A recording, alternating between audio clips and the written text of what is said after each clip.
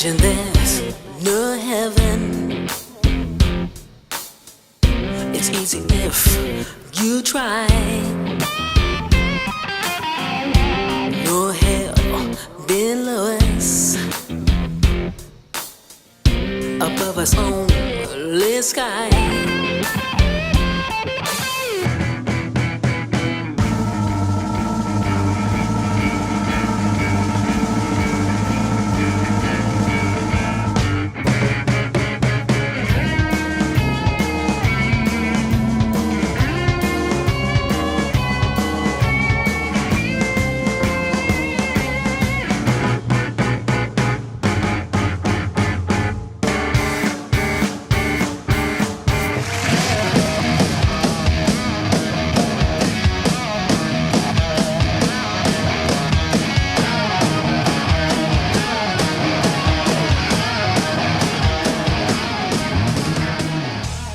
Let's go back to a period of time where things were just dandy. You know, there was no pandemics. There was no civil unrest to the point where, you know, people are riding on the Parliament steps and all that sort of stuff. When you were playing with Lenny Kravitz, you played with him for 18 years. What was the biggest highlight for you during this period of time? Oh my goodness, there were a lot of highlights because we just had so many tours and we logged in so many playing hours and we had so many incredible concerts, you know.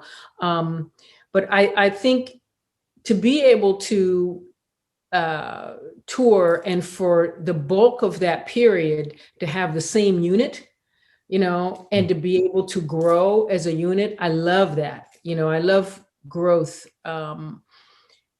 And the changes that occurred were wonderful too. But to have one unit that was just together and growing and touring and everybody all in it for the same goal, that was pretty wonderful. And all the tours that we did, the traveling around the world, all the places that we got to go, that was really, really incredible.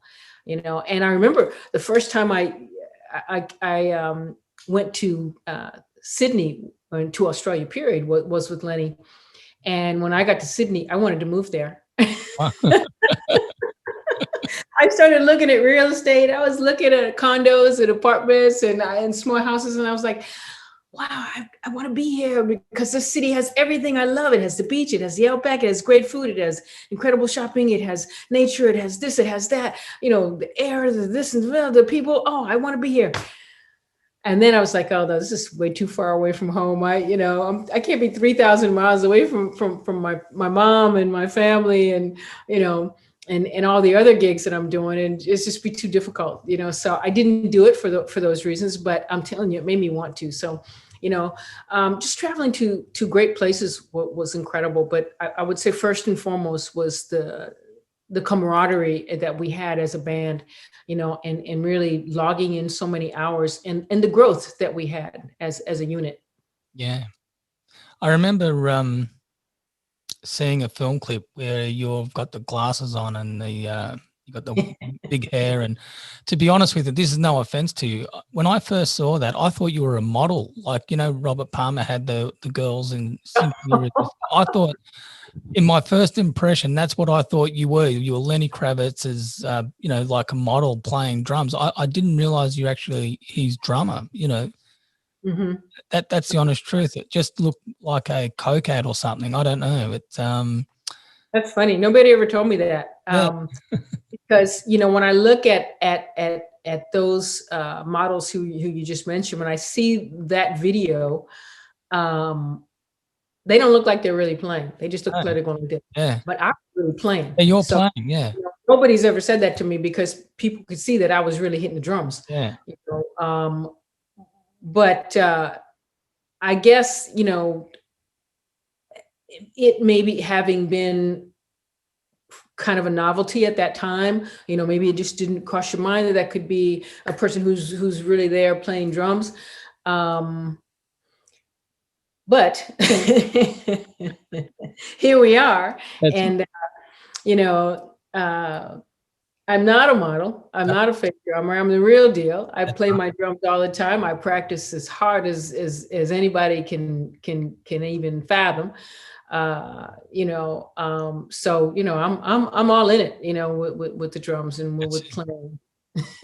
Well, what transpired within the young Cindy at 11 years of age to see the vision so clearly that you're going to play the drums? What was the impetus for you? It was a calling, because even prior to that, I was asking for drums at 3 years old, and started getting them at 7. So I just knew there was just something about the drums, this instrument, that I knew I was going to play this instrument. I knew that was the thing for me to do. And although I thought about a couple of other things along the way, and that was pretty early on, through high school. At one point I wanted to become a lawyer, because my older sister had given me all these books to read, about the Black Panther Party and about different injustices that were happening, worldwide, US, worldwide. And I thought, I want to make a difference. I want to become a lawyer. I checked into that, and I'm like, well, you know what? That'd be cool. But I'd have to spend a lot of time studying, a lot of years in school, and that lessens the time that I can play drums. So, and then because in my school, we did these projects in different classes. In our biology project this particular year, or this particular semester, was studying the brain. And so I was really, really intrigued by how intricate the brain is, and the different areas of the brain, and why do we only use a certain percentage of our brain power? We only use like 10%, some people less, but we only use a small percentage of our brain power. Why? Why is that? What can we trigger to make that, go up to 20, 40, 50, or 80, or 100? And so I wanted to study the brain, and I wanted to become a brain surgeon.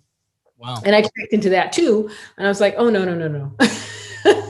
I definitely won't be playing drums for a long time. If I do that, it's even more to study than being a lawyer, so that was a quick no. So those were the only other two things that I really thought about, otherwise I never really looked anywhere else in any other direction than playing drums. My whole focus has been, music, because that's been my calling since I was really young, Yeah. So when you were in that teenage period, was soul music a big influence on you at all? Sure, because that was a music that was played around my house, in my neighborhood. People were playing James Brown all the time, and Shaka Khan and Rufus, and so much stuff that was just funky. And I'm from Ohio, so I grew up with Bootsy, and the Ohio Players and funky bands like that. I grew up hearing that all the time. So yeah, that was definitely an influence. The Isley Brothers, that was an influence on me too. I heard all that stuff along with the other things, but that was, Bootsy lived probably 20 minutes from my house, Wow. and so I didn't meet him at that time, but we had his music playing all the time, because that's our homie. We were like, yeah, Bootsy's Rubber Band, yeah, we were playing that stuff all the time, so yeah, that had an influence on me, absolutely. Fantastic.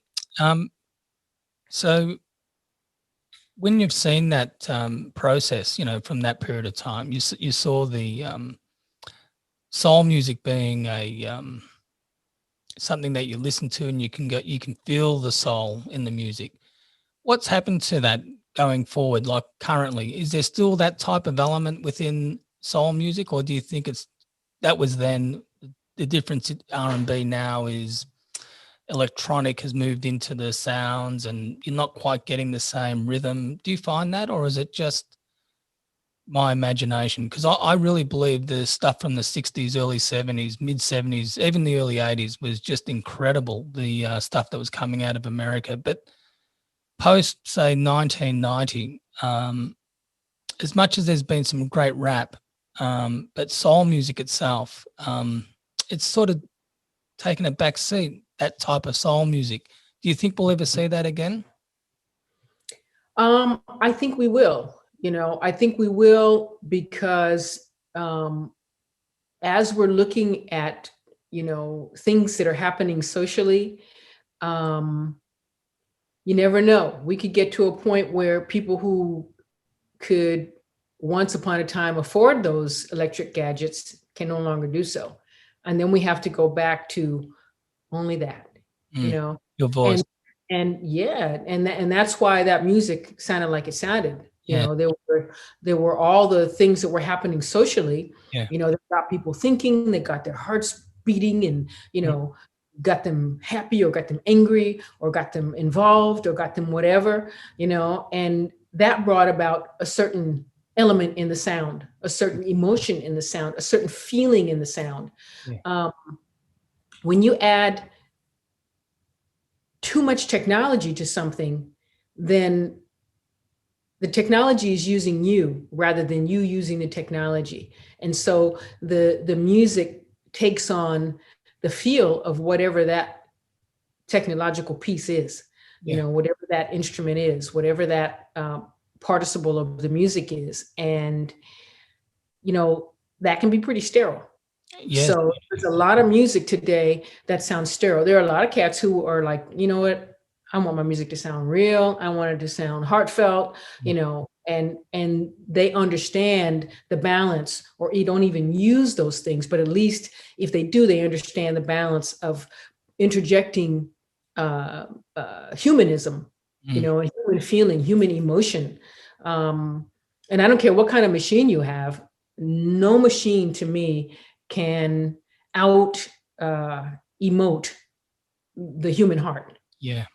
And there are reports now of synthetic DNA being made, and these robotoids being made that are synthetic, that can actually the like the fingers and stuff can feel.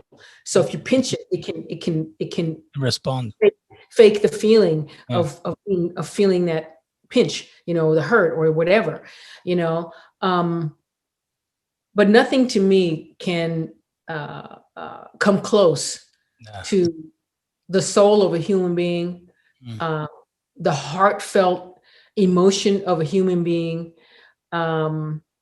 So to me, like I said, I'm technology is great. There's a lot of things about it that are wonderful. I love sci-fi. I love advancement. I love all that. I just don't love letting that control me or my sound or, any kind of emotion. I want my emotion to be the main impetus in the music. If I want to use this or that electric keyboard or this, that, or, this electronic thing, okay, no problem.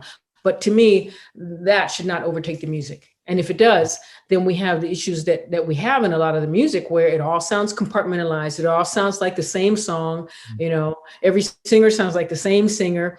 Every rolling rhythm sounds like the same one. You could just take a cookie cutter kind of machine and take one song and plop it on top of another, and it's going to be the exact same song. To me, that's boring. That's right. I'm with you all the way. Art Blakey was a massive influence in your career. What was the most significant thing that he shared with you? Woo! There were so many significant things. I love Art Blakey. I mean, first of all, and I can't just say one thing, but first of all, his whole demeanor for me, who he adopted as his daughter, and for all the young cats, was very open and warm, and that was really incredible, because we needed that.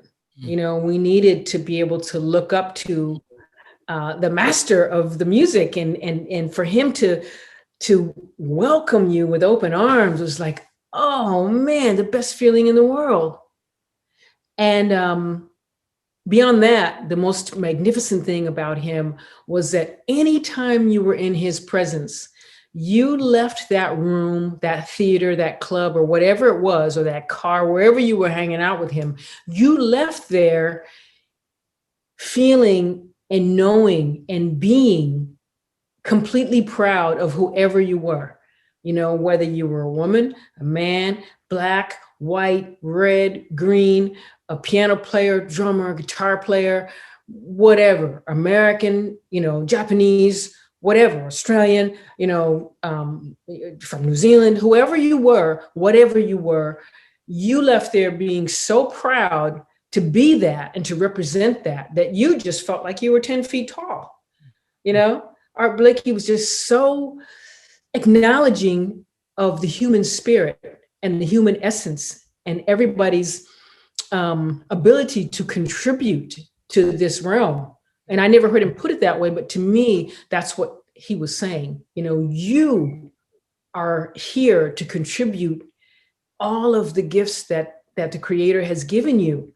You know, you're here, you were born there because you were given certain insights and elements that you can only get from being born in that place, that meridian, you know, from those parents, from that country, from that city, from that street, from that whatever, you know, and you, the same for you here. And, you know, it's just, he was just so incredible in that way, you know, and then all the stories that he would tell me about the music were so amazing, you know, and the stuff that he showed me, you know, and I never took a drum lesson with him, but he would just tell me stuff, you know, and he would tell me things just about life in general, you know. One day, and I used to babysit for his kids, so I was at his house all the time. And one time he was about to go on a summer tour, and I was at his house babysitting, and he said, "Cindy, come here." And his wife was in the kitchen cooking dinner they had two beautiful little boys. His wife was Anne. She was in the kitchen cooking dinner. And I had been in the living room watching the little children, you know, while she was cooking. And he said, "Cindy, come here." And I said, "Yeah, but he said, they'll be all right. Come here." So I went into his room and he told me to sit down. He had a chair. They had a chair in their bedroom. He told me to sit down and he made me watch him pack. That was like a lesson, you know. He was making me watch him pack to see what was important to put in that bag and what was not, you know, because and I don't know that I've really learned that lesson so well because I can overpack like crazy. But that was amazing because he wanted me to see, you know, and be able to separate the wheat from the chaff, so to speak. You know, this is what you need on tour. This you don't need. You get that when you get home, you know, but this you need. He just told me so much stuff and gave me so much insight. It was just really, really amazing. So Art Blakey is, you know, I thank him for eternity because he just means so much to me. Well, you got to understand. Well, I'm sure you do understand, but for people who aren't aware of it, someone like Art Blakey touring in America, say in the 60s or 50s, he really had to have his stuff together, you know, to break down barriers, to trying to be inclusive within the American culture. I mean, they were heavy things to sort of get through, and I think that was part of the messages is going towards you, you know, to say, well, you I've gone through this, and this is what I can show you, but your travels are going to be a bit different, because even though there is that racial inequality still that exists, but it's not as prominent as what it used to be, and you're more free to move around America. But I can't even fathom that some people wouldn't even go to the southern parts of America to perform. You know, they were too scared to go down to the south. You know, so in terms of music playing a major part in breaking down some of those barriers, that's the power of music, and that's the power of the people who play this music, is that they were able to break down a lot of barriers for people like yourself. You know. Oh yeah, and we should be thankful to them. Like I said, eternally. You know, they had to sacrifice so much and deal with so much to be able to give us this music, and we're innovating on top of that. Yeah. In spite of that, they were innovating. You know, Art Blakey told me that when they would drive through the South, like with the Billy Eckstine Band, he said that they had a bus, but hotels wouldn't let them stay in the hotel. And they couldn't park on the street because then they'd get harassed, by racists. Yeah. People want to kill them, lynch them, whatever, harass them, arrest them, whatever, beat them up. So he said they had to look for families who would allow them to pull their bus behind their houses, hiding them, and they would sleep in the bus behind somebody's house, or try to find, some wooded area or some place where they could, safely, and the safest was behind somebody's house, and so that's what they would try to do. I mean, it's heart-wrenching, to know what they went through. They were incredibly strong-willed, incredibly strong mentally, heart-wise, and physically as well, because you have to keep yourself up. You have to do, you have to go rather like far, far, far beyond what you ever thought that you could do, or where you could go in order just to make it through a tour, and so to be able to do all of that and innovate on top of it, and in spite of that, and despite of that, is just, to me, is incredible. I would say inspirational, really, wouldn't it? That spurs you on, because you listen to Coltrane, or you listen to any of that stuff from that period of time. You can hear the love, you can hear the tone. See, it's about the tone that he's giving. He's telling you a story through that tone. You know what I mean? Like he's giving you. Of course. He's giving you, if you can tap into that and you can understand that, you can get a lot from it. And I think that's what makes people unique playing music like those type of icons, that they were. It's a frequency. It's a frequency that he was vibrating. It's a frequency that Art Blakey was vibrating. And you hear that in the sound of when they play their instruments. When Art Blakey hits his drums, you hear that frequency in a way that you don't hear from any other drummer. Yeah. I mean, nobody, and Coltrane, when he played, or Lee Morgan, Wayne, all these different people, there's a frequency that you hear. There was a frequency in Bird's playing, in Dizzy Gillespie's playing, so that's a direct result of everything that they had to deal with from sun up to sundown, 24/7 for their entire lives. And so, you can then say, okay, the people who left us because they were doing a lot of drugs, it's not a good thing, and I don't do any drugs. I don't think that it's a good idea. And I think that certainly my generation, and even the generation before me, should have learned by seeing what happened to those incredible people. But I can understand it, because there was so much pressure on them. There was so much hate, so much worry about just surviving, that it drove people to find a relief and a release somewhere. What I mean? It's more like disenfranchised. When you're being disenfranchised, I think that's when things change. That's what happens when you don't feel a sense of belonging, when you don't feel that you're contributing to something and you're not being recognized, or it's not even about being recognized. I don't think it's more, it's just contributing. It's being, that you're contributing to something, and your worth is worth something. And I think that's the very essence that I think when you're disenfranchised, it gets taken away from you, and you've got to try and find that. And that's why I think sometimes people go down those paths that you were talking about. Yeah, absolutely. And it's just sad to see, because how much more music would we have had from those geniuses if they didn't have to go through that? Yeah, and certainly. We would have definitely had some of them a longer period of time. That's for sure. So your mother and grandmother were both classically trained musicians. What was it like growing up with that level of musicianship? And was musical theater an early influence? And what was your favorite show? My grandmother, yeah, she was a professional piano player, and she played in the church.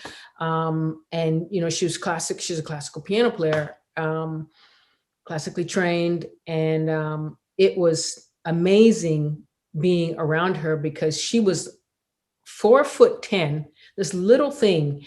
And I used to go to church and watch her play on Sundays, the big pipe organ. So she was this little thing like this, and she'd be playing the pipe organ because she was so small, but she played the pedals and everything. And her hands were teeny, but she figured out how to make big, huge sounding chords. And that always freaked me out because I'm like, how is she doing that? How is she making that octave? Her hands are like this teeny. How is she doing that? It was amazing. And, my mom, yes, a violinist, and apparently, really great one in her heyday. She unfortunately stopped playing because she had 4 children and either 1 or 2 jobs at a time. So she didn't keep up, playing. Which is too bad because I wish she had a, but the influence was always there because the music was always there. And she used to take us to see performances, symphonic performances. Well, she used to take me. I think once in a while my younger sister might have gone, but I was the only one who really wanted to go, so I would go, and half the time I'd fall asleep towards the end, but I was so happy to be there. Fiddler on the Roof was a great one that she took us to see. That was a great play that she took us to see. But for me, the best things were the orchestral performances. She would take us to see the symphony, and that to me was the best because there was so much of a dynamic, like with the percussion section and the strings. And I love strings, with the winds and, with everything. And there was all this counterpoint happening, and then that overflowed into me playing in every high school band that we had. I played in the concert band, I played in the stage band, I played in the orchestra, I played in the pit orchestra, Death of a Salesman was probably my favorite performance because there was that storm and everything was about the timpani, and so you had to play all this timpani stuff and all these rolls, and so these bombastic things. So that for me was really fun because I was playing timpani by that time. So that influence, though, that they both had on me has been something that's inspired me my entire life, even before I could really put it into words, and I wish that I'd taken more advantage of that. I wish that I had taken piano lessons from my grandmother. She gave me one lesson and I was like, I want to play drums, Grandma. What's that got to do with drums? It has nothing to do with drums, because I was like, 8 years old. So I didn't know. But yeah, it's really been great for me to have that musical sense from that idiom in my psyche and in my heart, because it really has played a great role in me wanting to be such a dynamic purveyor of sound, And my grandmother, I know one of the best things that she taught me was that, in that lesson that she gave me, she said, the piano lesson she gave me, she says, this is a sustain pedal and this is a dampening pedal. And then I just said, okay. And she said, sustain is for long notes, dampening is for short notes. I don't use either. She said, if I want a note to play long, I play it long. If I want a note to play, then I make it legato. She said, if I want a note to be short, then I play it staccato. She said, and when I want to fade out, I fade myself. And I never forgot that, So on my records, when my band fades, we have rarely done a fade. The only time we do a control knob fade is if the song is really long and we want to cut the song off. Otherwise we always do our own fades, and that is in my head because of my grandmother, and then the whole orchestral thing of being able to hear, is from my mom, being able to hear the pipe organ, with that sound in the church, just resonating from all the walls. And that's my grandmother, Was the pipe organ at the back of the church? Mm-hmm. So it would there be a voice choir in front of it, or? Well, I don't know if you call it the back of the church, or I said back, but it was, if all the chairs were here, and then the pulpit is here, and the organ was behind that. Okay. So sometimes there was a choir on the side, but nothing ever blocking her. Yeah, like right. You could always really get a good bird's eye view of what she was doing, which was really fantastic for me, to be able to see that. And I'm glad I did, because we moved away from Ohio, where we're from, and then I was never able to see her do that again. And then by the time I got to high school, that's when she transitioned. So I wasn't able to see that anymore. So I'm glad that I saw that as a youngster. It was really amazing. So just continuing on about the spirituality of things, it has led you to the Baha'i faith. Can you tell me a little bit about what attracted you to this religion? Because I'm not familiar with it, and I'm sure a lot of people aren't, because it's an unusual one, isn't it? It's from Persia originally. Is that correct?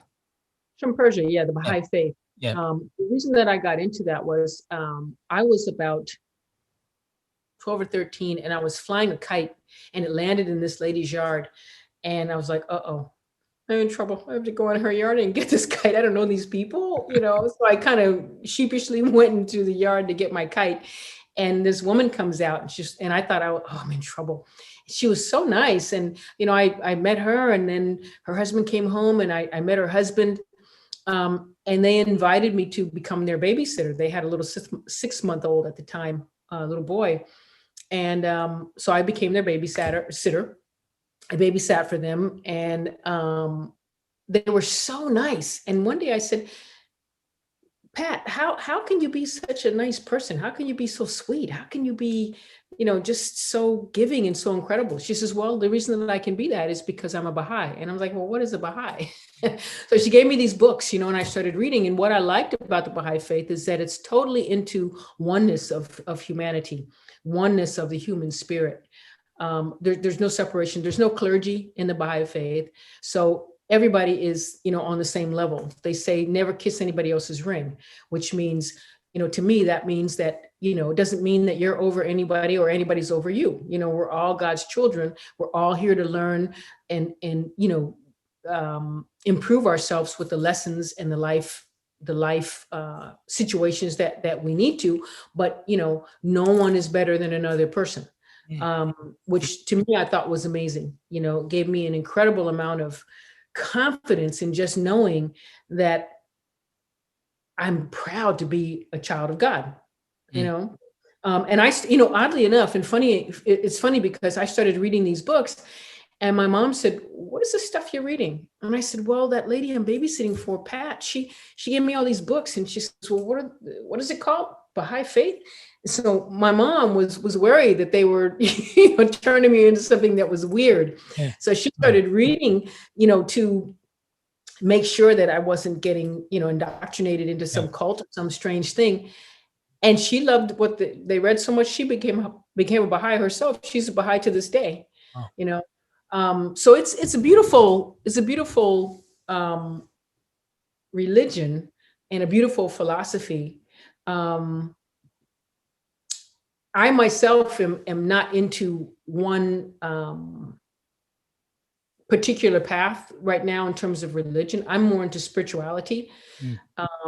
So the Baha'i faith is in my core, and the principles of the Baha'i faith are in my core because I learned them at such a young age. I declared as a Baha'i at 18, which you have to be mature enough to declare. So you have to be 18 or over. So I did, as soon as I turned 18, I declared as a Baha'i. But I've studied other things because, like I said, I really look at what was there before there was religion, and the thing that is consistent is that, for me, is that there was the creator, there was God. And I believe that for all the true religions and for the truth of the true religions, and I'm not talking about how they've been added to or changed, just the very truth and the core of every religion that's a true religion. There were messages that were sent to different parts of the world, right? But that's because people were living in so many different parts of the world. But what's the core of that? You know, so I go for, you know, what is the core of quote unquote the best of the best, or the pearl in the message? You know, what is the universal truth? You know, that's what I look for. So that's really what I'm into at this point, you know. But I love the Baha'i faith because it really gave me an incredible foundation. Certainly kept me out of a lot of trouble, because there's a lot of, you know, stuff in the Baha'i faith that you're not supposed to do. And so that kept me really, you know, it helped me keep my focus. I was focused anyway, but that really helped my focus a lot. So, you know, it's a beautiful thing. How does music contribute to your overall well-being? Oh my goodness. Music is like my life's breath. You know, it just cleans and washes everything. It's my best friend. It's, you know, my my lifelong companion, you know, no matter what, you know, I have music. So music means everything to me. You know, it's my way to communicate with people. It's my way to share my heart with people. You know, music breaks down all barriers of language. It breaks down prejudices. It breaks down barriers of political policy, you know. So it's like, to me, it's the divine communicator, you know. And the elements of music are what the universe is made of, because we have pulse, we have sound, we have frequency, you know, it's all in there. Yeah. So to me, it's like the divine language. Yeah, because it's interesting you say that, because about 15 years ago, I was invited to this.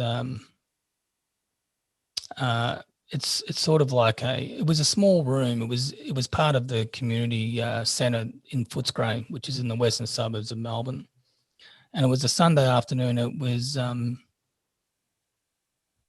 about 6 or 8 Persian people who were asylum seekers who had been living in these commission houses in North Melbourne, which is only about 10-minute area from Footscray. And anyway, they were Sufis, I think, something like that. And they sat around in a circle, and I was invited to come and see this performance.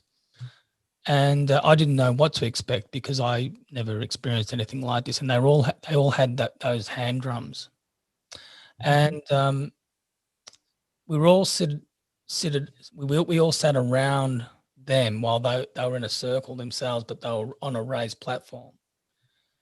And it was bluestone building, and it had LED lighting on the windows.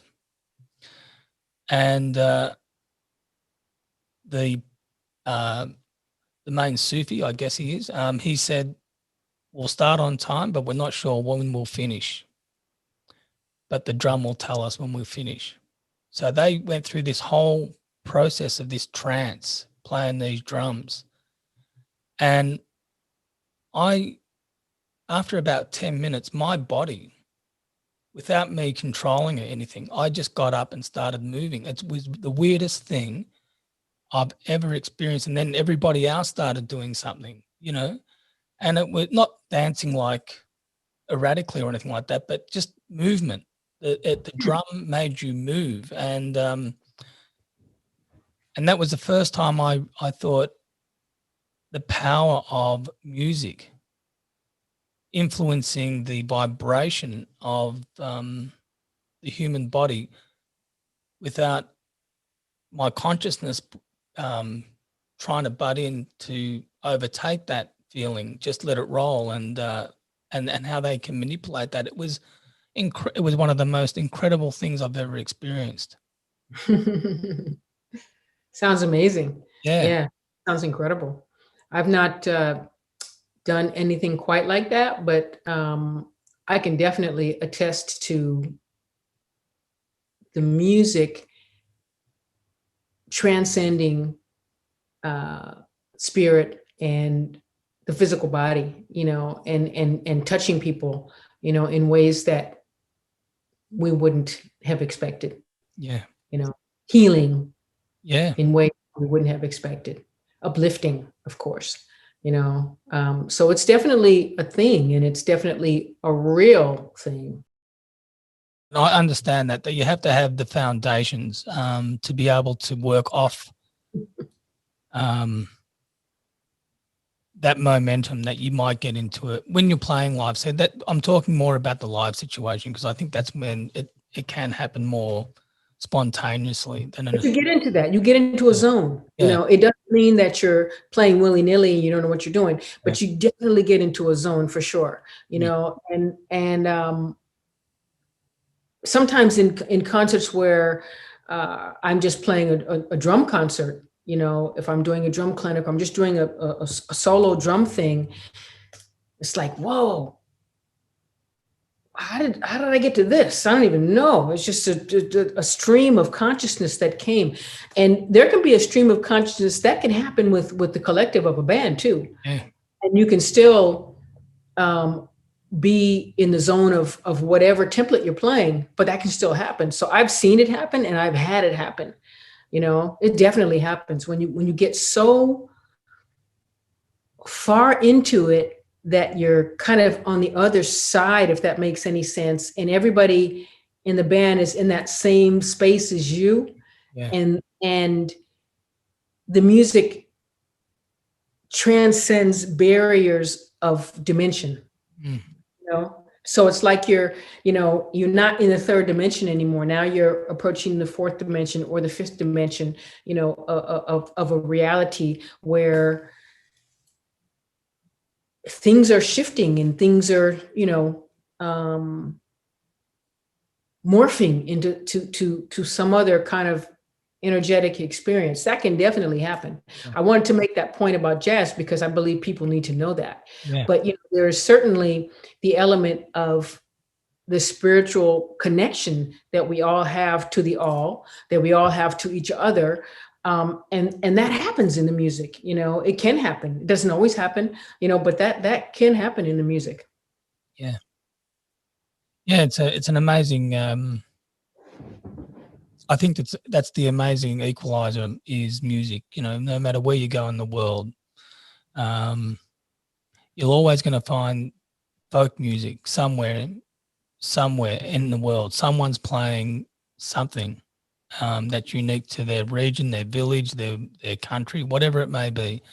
And I think that's something that that we're getting back to the sort of technology thing. But even if you don't have any technology, that's that very basic essence of that that soul is a beautiful thing. That you'll never get that taken out of society, which is a great thing. It'll always be there. I think that's something we'll always. It's not in society. It's in each of us, and each of us are the ones who make up society. And it's in us because we are sparks of the Creator. And so, what is to me? And I don't want to sound fanatical, but what is God? God is the supreme Creator. So, if we are sparks of God, then we are creators too. And so we want to create because it's in us. It's inherent in us to want to create because that's what we're made of. We're made of the essence of the Creator, of the supreme Creator. So we want to create. We want to make things. We want to do things. Yeah.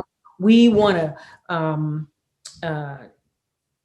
put this thing with that thing and make this thing do this. And we want to do that. We just have to understand that that's why we do certain things. We have to understand that that's what that energy is, so that we focus it in ways that are good for that are let me rephrase that are for the highest good of humanity, rather than for selfish reasons or to hurt or take away from humanity or any person, including yourself. We want to always do things that are for the highest good of humanity, period. And if you look at places like Israel, New York, Paris, places that have a lot of energy, there are these vortexes, that have stronger points of energy to me than others, or it's released in another way. And so you feel that, and I think that we don't understand what that energy is. So a lot of times we get into trouble with that. If we would just learn to focus ourselves, it's like if you have a light socket and you plug in your refrigerator, that's going to be great because it's going to keep your food from spoiling. But if you put your finger in it or you lick it with your tongue, you're in trouble. You just hurt yourself. You may have killed yourself. So, the energy is there for us to use and for us to funnel, but it's all of us who make up the society that determines what we see, what we do, because, thought is the first creator. Everything was a thought first. So if we collectively believe this or that, then eventually that's going to be the truth. So we have to really be careful about what we collectively believe, because we are making things happen as we speak. Sure. Spelling a word is not called spelling for no reason. You're making a spell because you're casting something. Yeah. So let's think about that, and let's cast the best things that we can for the upliftment of all people on the planet. Sure. Spoken like a true professional. That's great. How do you adjust your touring schedule between playing with your jazz band and Carlos Santana's band? Because they're two different things, aren't they? But they're the same thing. Yeah, exactly. I just look at the schedule, and then as soon as I see that, we have breaks in the Santana schedule, then I get on top of, trying to just book as much as I can, with giving myself some rest in between, because I have to take care of myself. We discussed that earlier. But, I look at, booking things as quickly as possible, within that. And I did that with Lenny too. With Lenny, it was a little bit different because he would tour for a year and a half, maybe 2 years altogether. And then he would take a year and a half off, so that was a little bit different with Carlos.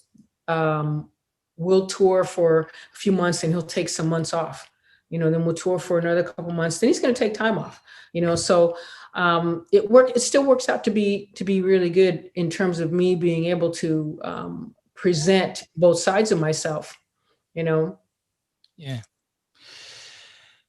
What was it like playing with John McLaughlin on your current album?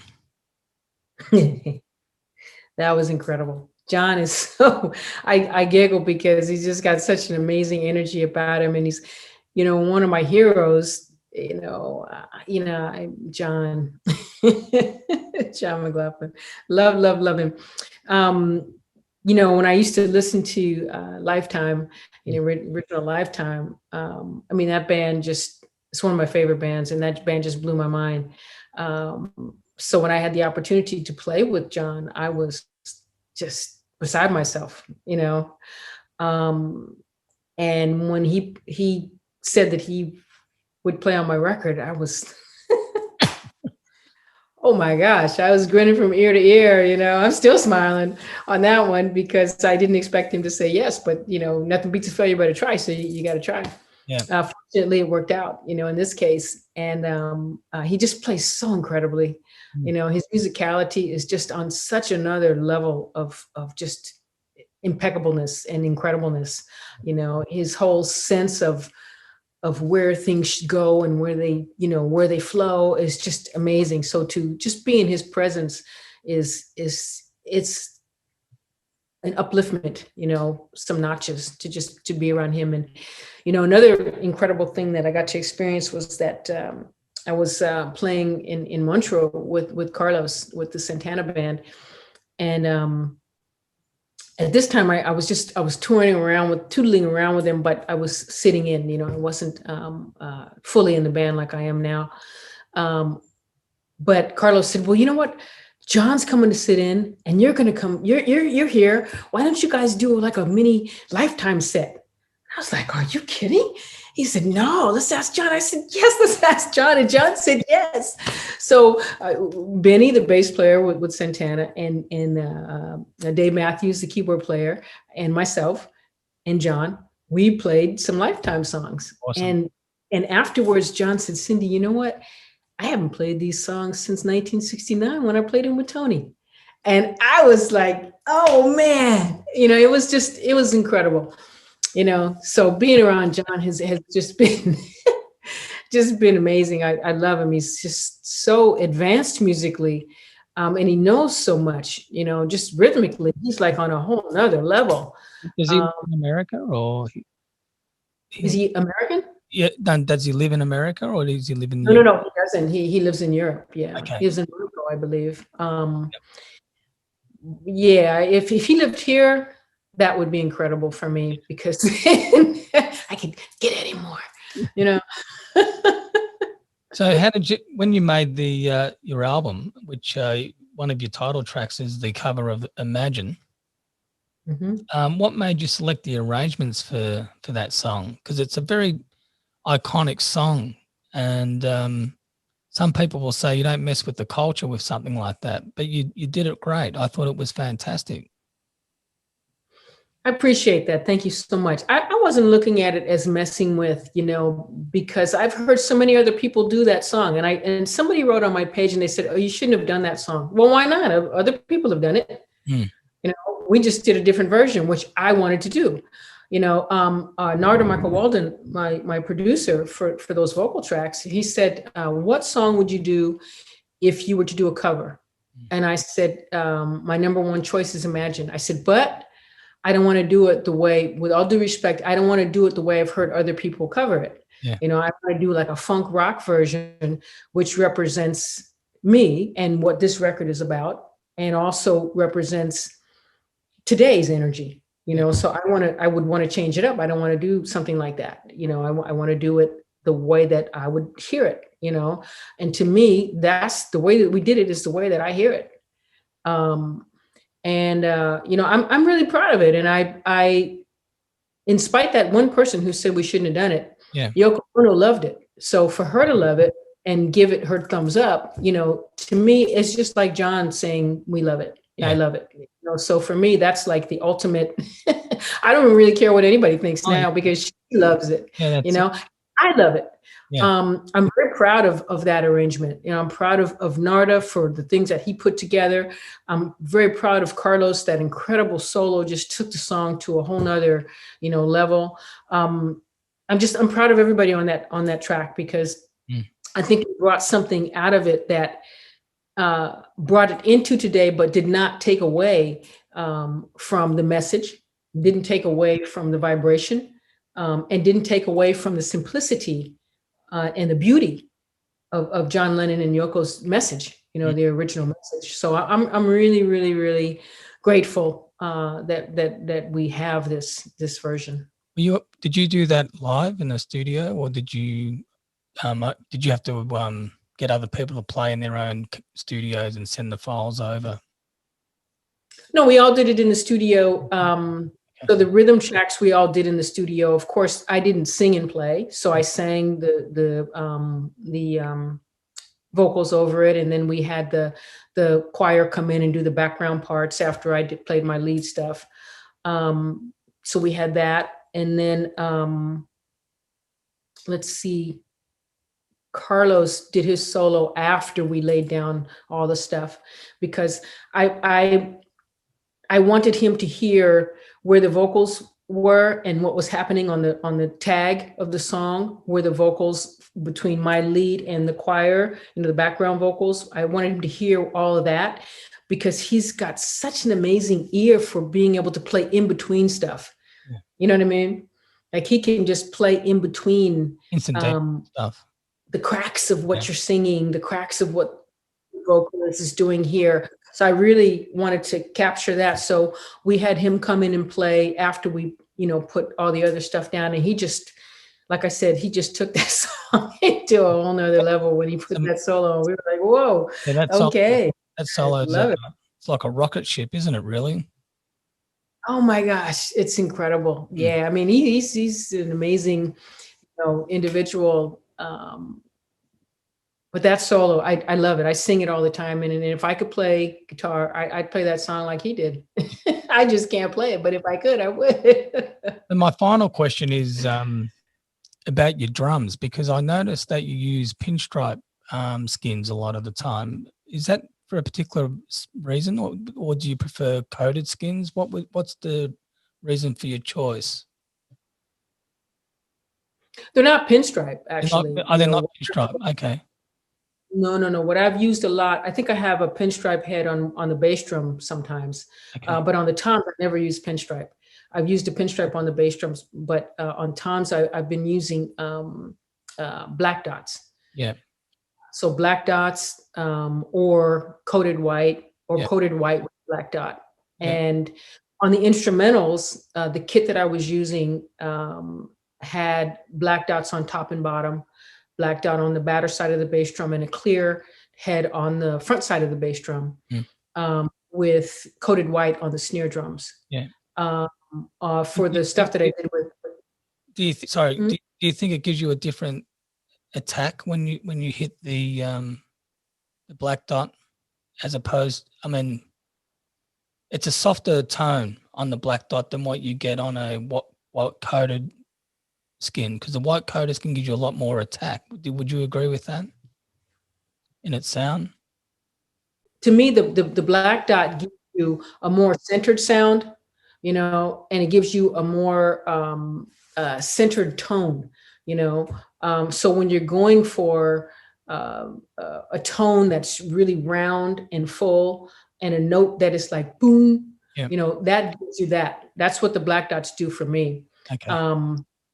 The coated white is beautiful, but it gives you kind of a wider sound that has more overtones in it. Yeah. Now you can tune the overtones out, obviously, it depends on how you're tuning the drums.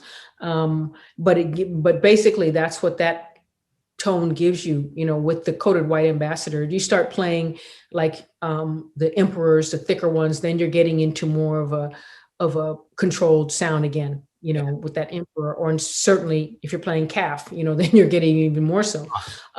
But, for me, like I said, I use the black dots, and that's the reason. They give you a nice controlled attack. They're very tunable. And I like the way they feel when I hit them. All the instrumentals were done on a kit, a Gretsch kit, a new Gretsch kit. That's a solid shell kit, actually. One of only 3 ever made. I have 2. And Paul Cooper, who made them, has the other one. So we have the only solid shell Gretsch kits ever made. Yes. And so the instrumentals were done with one of my solid shell kits, and they had the black dots on them, clear black dots. All of the songs that I did at Tarpan with Narda are played with a 1972 about vintage Gretsch kit, and that had all coated white ambassadors.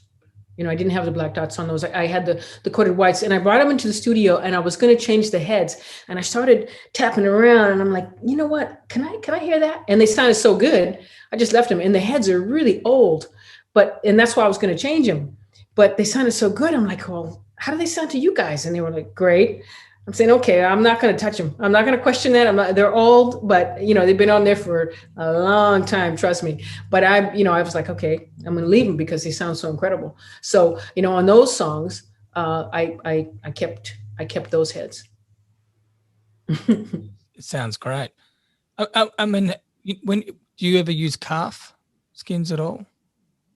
I've never used calves to record with. No, I've put some calves on my drums, like early on when I first got to New York, just as an experiment to try, and they sound so beautiful. but the Cavs are so temperamental. Yeah, to you know. right. Yes, if it's hot, they're going to loosen. If it's cold, they tighten up. So it's really, difficult. If you're traveling with them or playing in some, rooms that are with some varied temperatures and no temperature control, and that's the reason why Remo first developed these drum heads that he developed. And when he did, it was like the whole craze, because you could finally keep a drum in tune, the way you tune it, you could keep it that way. So I don't travel with calf at all. No. When did that when did that transition happen from the calf to the synthetic? I think it was like the early 50s or the end of the 40s, 50s, okay. Somewhere around there. I can check that, and get and I'll have to write you if that's wrong to correct myself. But I think it was around that time, that would be a nightmare for a lot of those drummers playing back in the day, to keep in tune all the time. Yeah, you had to. That's what you had to do. But I mean, some people kept their calves. Like I would go see Clifford Jordan, and he had Vernel Fournier. Beautiful drummer, so swinging and such a great feel. And he had calf heads, the whole time. Mm-hmm. I would go see him at clubs in New York, and his bass drum was actually furry. I had to touch it. I was like, Vernel, can I touch your bass drum? And it had fur on it, on the front head of the bass drum. So he kept his, and the drum sounded beautiful. It's just that the calves are temperamental. So if if you're okay with handling that, but that's what he was used to. So he was used to dealing with the temperamentalness of a calf head. For me, I came up in a period where people were not used to dealing with that, so I just came right into, the playing the regular plastic heads that we have today. Yeah, I set up Billy Hart's drum kit when he came to Melbourne at Birds, and came in, he's all grumpy, and he said, I got to do this all over again. Now you're going to watch me. And he taught me how to do it. He tuned it. And how to set it up or how to tune it, or both? What's that? He taught you how to set it up or how to tune it, or both? Yeah, both. Yeah.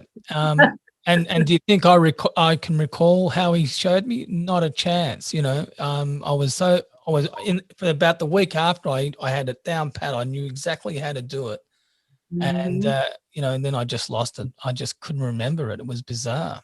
Couldn't retain the information. Billy is one of those cats who was around and saw the generation before him. He saw how they did it. He's one of those cats who saw a lot of music. And I know Billy. We were really good friends at one point, because I was roommates.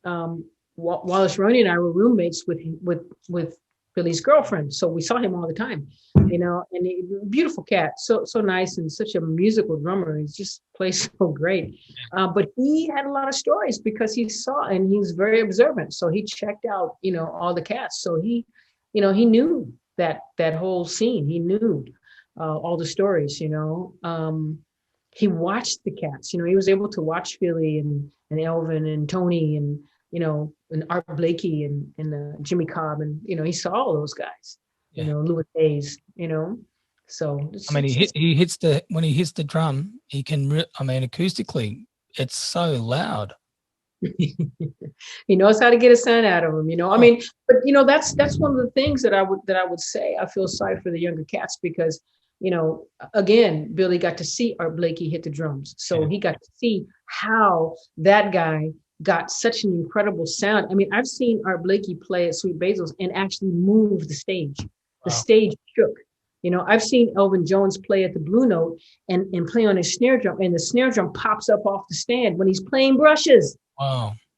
I've seen Tony play so strong that you just think the world is just getting ready to go into another orbit. It's getting ready to go out of our orbit and get into another one. I mean, it's just incredible. And Billy saw all that, so he knows how to get a sound out of the drums. He knows how to hit those drums to get a sound out, and cats who are coming up today didn't get a chance to see that. No. It's like, dudes, and not only the drummers, And some of the drummers, get it because they understand, hitting a drum. So some of the young ones who have really studied, uh, they start to get it, but as well, like the other musicians who play with the drummers, the bass players, the saxophone players, like you dudes need to understand, if you were playing with Art Blakey, you'd be playing that instrument a whole lot louder because he would not, I mean, he's playing dynamics, but when he's building, he is not taking any prisoners. He's building. Tony is not shy about playing loud behind you or playing big behind you. It's not loud, it's just big. So to understand that. So, when I see shows like The Voice or wonderful that it's about music, but come on, these people are playing to a thing that a box that they're pushing. They don't know what it means to have waves and frequency and energy pushing them. They don't understand that, but if you play with these cats, you got to understand frequency to a degree. You have to understand energy. You have to understand what that's about. Some of the cats never. I was shocked. I was absolutely shocked when Billy hit the snare. Like he was playing. It was during one of the first shows that I ever mixed for him, and he was playing so light. The dynamics were so light, and it was so beautiful. And then all of a sudden, he just went crack on the snare, and I've got holy shit, And then he went into a solo, which the dynamics just went 110 decibels within a matter of a bar, and I was trying to get the balance again with trying to find where, and then I just said, no, you probably don't want to do that. You probably just want to leave things and just let him do his thing, and that's what taught me about dealing with that sort of dynamic. Well, you're talking about a cat who's a great musician and who's played with a lot of people. He could play with anybody from Shirley Horn, who you have to play quieter than a pin dropping on a piece on a carpet. You really you can't be loud at all in that band. Oh goodness. So he could play with her. From that to playing with electric cats, so he understands dynamics, which makes him such a beautiful musician, so you can get those kind of ranges, and that's what it takes to understand, to understand how to play at whatever the dynamic range is and still be intense. I played with Don Pullen for 3 years, and it was his piano trio. And Don has a big sound. He had a big sound. Of course, he left us some years ago, but Don had a big sound on piano.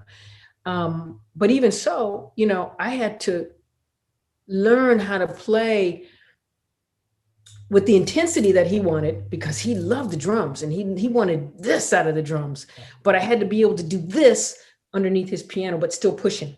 Without going over. I could be here or even here sometimes, but I had to come back and know where that line was, and so that was a great lesson for me, doing that and playing with a cat like that, because he had that, when the first time I played with him was in an audition, when I auditioned for him, and it was at this studio. It was called ABC or something like that on 2nd Avenue. It's no longer in existence, but it was a great studio.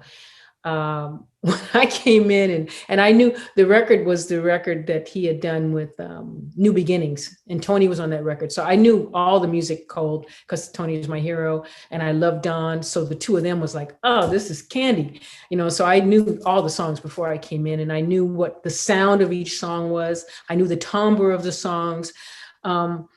And when he sat down and played, it was incredible because his touch sounded the same as it did on the recording. And I was like, wow, that's a great musician. Yeah. So we're talking about cats who, they study the instrument. Yeah. They study the music. They study all things about the instrument. They study not only the technique, but they study the texture and the timbre. They study the feel, the sound. They got all that, and that's what we need to get across to people coming up, because with the advent of all of the electronics that are in music, a lot of that gets left. Yeah. Yeah. And I think it's going to be going forward. I think trying to make a living out of music is going to be even harder.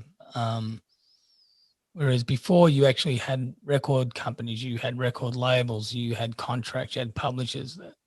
The advent of the last 20 years of the digital media streaming, things like that, have really cut into the opportunity for young people to find a pathway and to make a career for themselves in the music industry. And I think that's just, that part of it's going to be a lot more harder going forward. And once you cut out the live shows, because that's an area where you can actually make some money, but to actually have a living and a lifestyle from your music, I think, I'm hoping that it will still be the same, but with everything that's going on, it's really uncertain, even for dancers, hospitality workers, a whole range of people. Are we seeing the end of this thing that we got to see, Yeah, it's you're making a lot of great points, and it's true. I would just add, though, to what you're saying, that the advent of the internet and the web usage is good and bad. It's on one hand, anybody can put something out there, and it can be something that's not happening. It can be something that they didn't even really play. They just pushed a bunch of buttons and put something together because they just were able to fuse something together, But on the other hand, for a cat who's really a musician, though we don't have the labels, and that's a sad entity in itself, but though we don't have them, we do have the opportunity to figure out how to use the technology so that we can get our music out to masses of people. And it's not that easy, but I think that, there is something in there. There is a little lifeline in there for us to figure out how to get our music out there. At least those are some things I'm working on myself right now. How do I utilize this to really get my music out and, to be able to put music out on a regular basis? How can I do that? How can I make it a win-win for me and a win-win for, people listening and people purchasing, because I don't want to, have the music be so expensive that nobody can afford it because people are not working, but yet I need to make money too, so it has to be a win-win for everybody. Firstly and foremost is just to be able to be creative, and the other stuff, the money and all that stuff is to me secondary beyond that. But to figure out every aspect of being able to do this, is I think what we're faced with now, and it's a challenge. But I believe that as long as we utilize the technology and don't let the technology utilize us, I think we'll be able to have more wins than losses. Absolutely. On that note, I want to thank you very much for your time, Cindy. It's been fantastic, and it's great to see you again. I mean, it's been, I think, 2 years since you last came to Melbourne. Yep. Time flies, doesn't it? I know. I had such a great time in the band. We remember that trip so much. We all had such a wonderful time, and I can't wait to come back. It's great to see you. Please give my love and my best and hugs to everybody. I love the club, Birds, everybody was just so incredible with us, the restaurant people upstairs were great, everybody, it was just a wonderful trip. We all had such a blast. It was just amazing. So really just envisioning the future of when this is all done and passed and we're able to do what we do again. That'd be great. You take care. Take care, my friend. Yeah. See you soon, Hope. Voodoo strikes, it'll tear apart your head when voodoo strikes. You wish that you was dead when voodoo strikes. It'll tear apart your head.